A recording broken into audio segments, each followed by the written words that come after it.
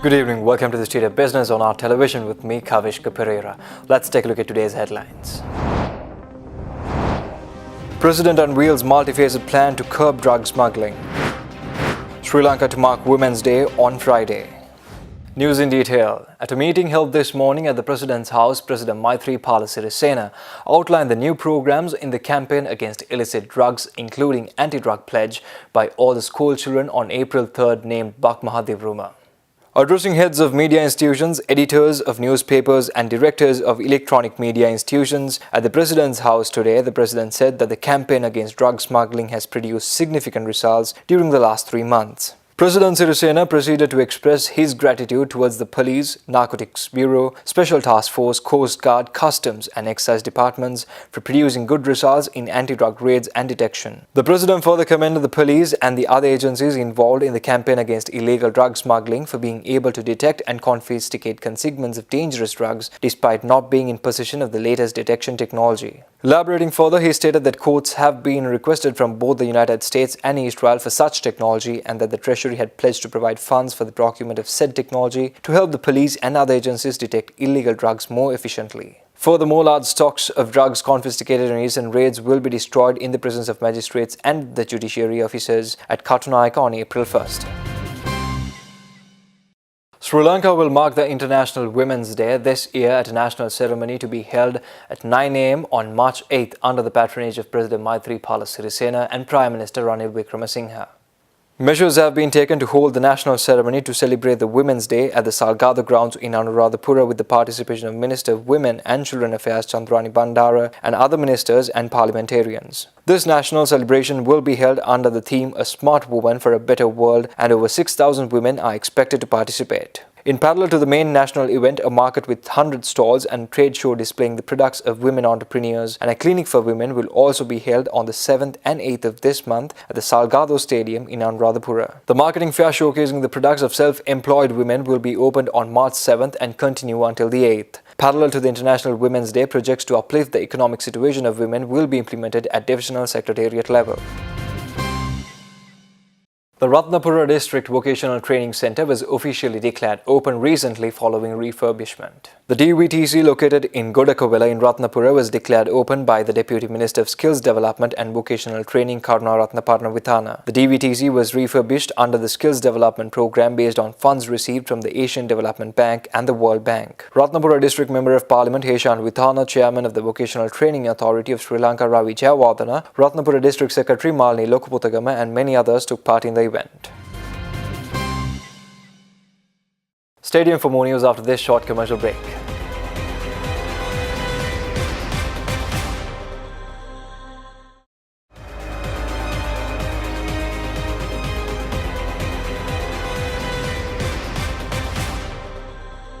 Welcome back.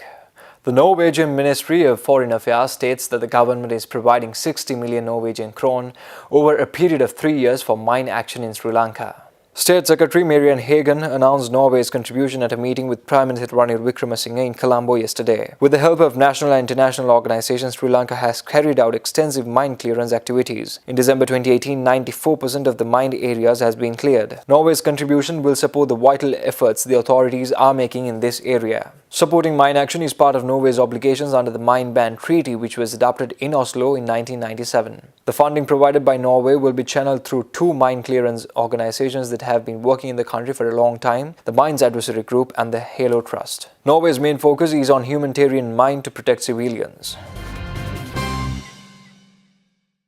Speaking at the 34th CEO Network Forum organized by Art Television, Minister of Megapolis and Western Development Partly Champika Ranawaka expressed the following regarding decrepit housing units. Then the problems of shanties and slums, the undeserved settlements as we call them. These are the settlements, some 50,000 housing units there as shanties and slum dwellers. Yet another chronic problem that the city of Colombo was grappling with so many decades. We know that different government under different leadership from Peter Kahneman during Mrs. Bandaranaike's time and Prime Minister and President Ranasinghe Premadasa and Mrs. Chandrika Bandaranaike and President Mahinda Rajapaksa and Mr. Gotabaya Rajapaksa made various efforts which we certainly appreciate. But the fact remains that none of these programs was able to address the issue and solve it fully and comprehensively.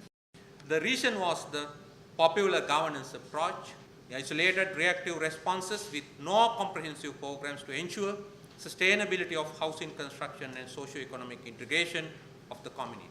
We are well on course to decisively end the problem by 2020 by completing 21,000 housing units and obviously resettling 21,000 families. We have already cleared the Beira Lake area. We have already cleared various other areas close to the port, and I think by 2024 we can eradicate the slums and shanties here in Colombo. Elaborating further, the minister expressed the following on one of the main objectives of the vision for the future the ministry has in place. Ladies and gentlemen, I have identified 3 objectives to achieve in our process of realizing our vision towards the future we dream: the inclusivity, the meritocracy, and sustainability. Inclusivity is leaving no one behind, leaving no one marginalized. Unless and until those shanty dwellers are socio-economically mobilized, until those drug addicts are educated and rehabilitated, the beggar folks and sex slaves supported with livelihood, the physically disabled duly facilitated and accommodated, and all such marginalized human beings are socially integrated to live with dignity, self-respect, and self-confidence. Not only will our mission to build the future we dream remain half complete, but will also continue to undermine our long-term socio-economic sustainability. Stay tuned for stock updates after this short commercial break.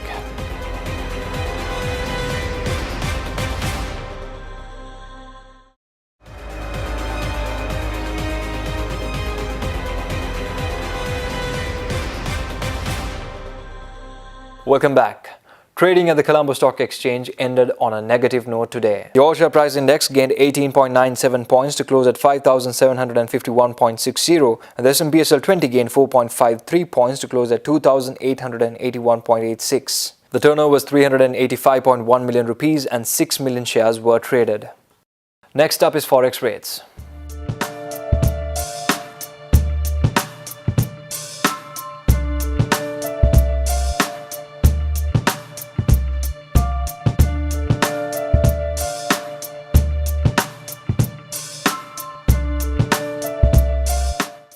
Well, that's a wrap of the bulletin for the day. Signing off with the promise for tomorrow with nothing but the latest. Thank you and good night.